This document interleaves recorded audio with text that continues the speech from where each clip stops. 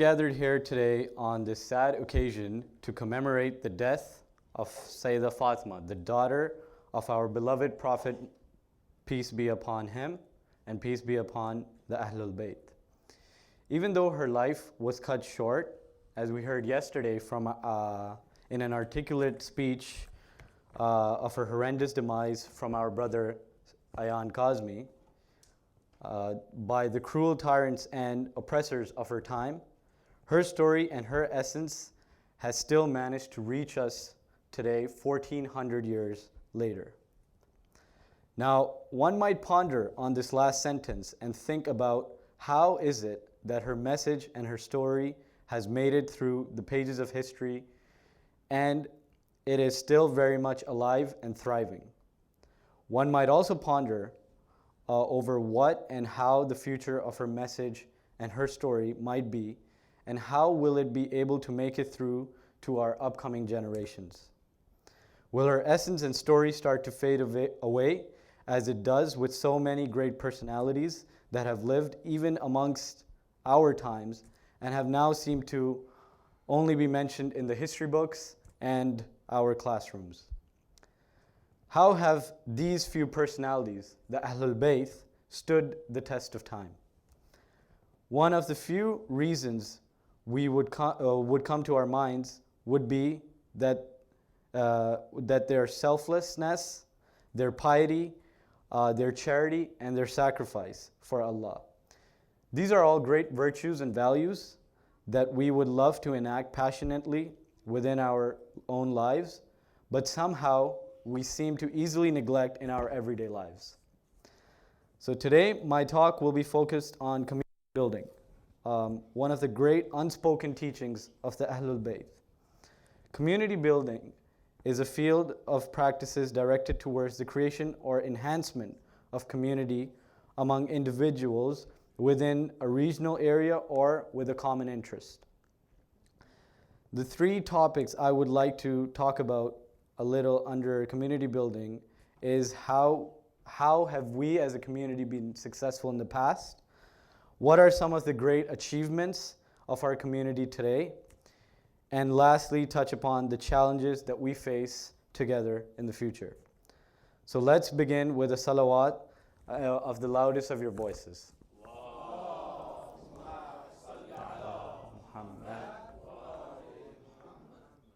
So as I was growing up, one of the key things I first noticed was that whenever we were at a mosque or a Hussainiya or a place of worship, we would treat the place with a different level of respect. By this, I mean we would do our best to be engaged and stay focused on prayer or the speaker, and if any distractions were to arise, we would leave the holy place of worship so we don't distract others around us. If we were to talk, we would speak with softer voices when the program is going on. Another thing that I learned was that older people of the community would be given a certain type of respect from the younger crowd, as we would set up or leave the chairs or the walls for them to sit on for their comfort. Now again, you guys might start thinking, well, this is all really trivial, but indeed it is not. These are some of the things that actually make us who we are. This allows us and helps us to create a sense of organization within us. The Prophet, peace be upon him, said, "He is not of us who does not have mercy on young children, nor honor the elderly." Another key successful achievements of our community are the love and passion that we give to celebrating and commemorating the Ahlul Bayt. These commemorations, again, might start to seem very routine and pretty much the same every year. And this does make some of us think, what is the point of all of this? There is no sense of growth that I feel in doing these rituals. To answer this concern, the human, in the Quran, the human is being called an insan. A term that shares the same linguistic root as the verb to forget. Man's basic tendency to forget, illustrated in the continuing account of creation, is given in the Quran.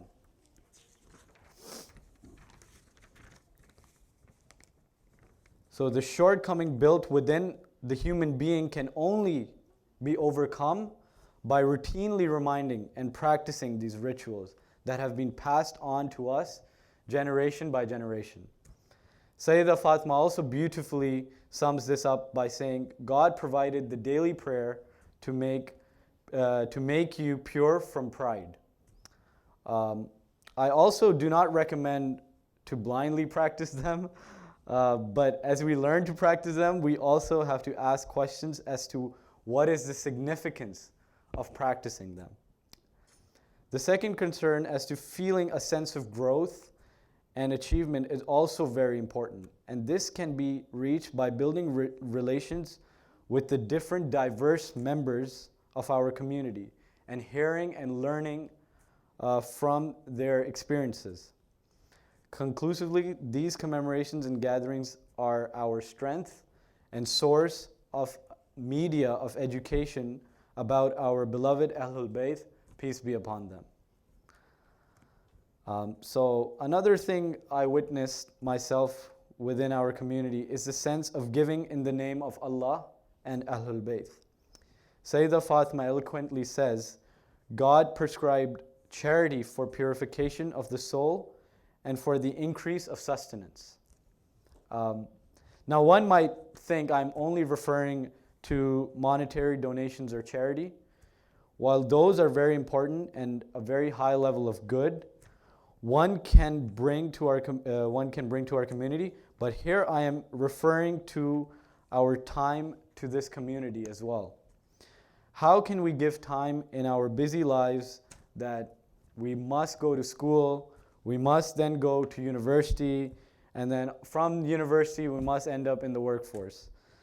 And this feels like we actually have no time, but this has taught me that we will always be busy with our worldly affairs. And according to this track that I have laid out, we probably will never be able to have time for anything else. Therefore, to tackle this, we must make time and put in the effort to creating a healthy and welcoming environment in our community.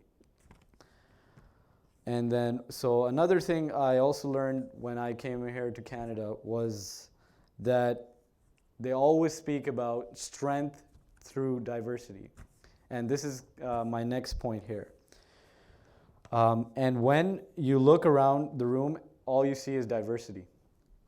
We are diverse because of our backgrounds, where we come from, the languages that we speak, the foods that we eat, but most importantly, we are also diverse in the fields of work we come from and our experiences. You must also question, well, what if we were all alike? Once Abdul Azim Hassani, one of the most loyal companions of Imam Jawad, peace be upon him, visited Imam and asked him to recite a narration from his great fathers. Imam Jawad read a word of wisdom from his father. Abdul Azim repeated his request several times, and each time Imam Jawad read a different narration from his grandfathers. One of the narrations addressed was the answer to the question. Imam Jawad narrated a hadith from Amir al-Mu'mineen, Imam Ali, on the subject of diversity. So the benefit of mankind is in its diversity and different capabilities, and its annihilation is in the repeated characteristics and similarities. So diversity among humans is one of the wonders of creation. Allah has said in the Holy Quran, "What is the matter with you that you fear not the greatness of Allah? And indeed, He has created you through diverse grades." No two people are identical physical nor emotionally. And the discovery of the fingerprint being unique for every person attests to that. Everyone is expected to perform at the level of their capabilities, and this is the measure in which we are tested by Allah. And the last point I wanted to touch upon is the challenges we face in the future. We are given the freedom to practice our religion here, and we are also given the freedom to express ourselves, as most of us comes from backgrounds where we have faced fierce and oftentimes fatal persecution. Yet we still find it very hard to uphold and practice our beliefs and rituals that so many of us before have sacrificed for. This is something I also struggle with myself. I believe enforcing rules and being strict with the youth might be something that most of us think will help them to be guided towards the right path, but this can also create a large disconnect between elders and youth, as the youth might feel undermined and powerless in the community. Other suggestions might be to just give them responsibility and importance in the community, as we are doing in these nights by giving them space to rise up and talk about some of the things that they would like to talk about. All these are great points and do have major roles in how we continue on. For me, the answer lies within a balance of all of these suggestions. Being balanced when giving freedom and also encouraging and investing in activities that the youth would enjoy would actually help us to create a better future for people here. And I also believe that my first point where I said that our rituals and practices that have been coming to us for 1400 years are also the answer to these problems that we face, because they have also stood the test of time. And we just need to enact those and continue to keep them strong in order to succeed in the future. I would like to end my speech with giving you all my condolences on the death anniversary of Sayyidah Fatima. The Ahlul Bayt throughout history have suffered great sorrow and great pain. This is our time to uphold the moral values and ethics they have sacrificed everything for, just so we could today receive the true and complete message of Islam. Ya Fatimiya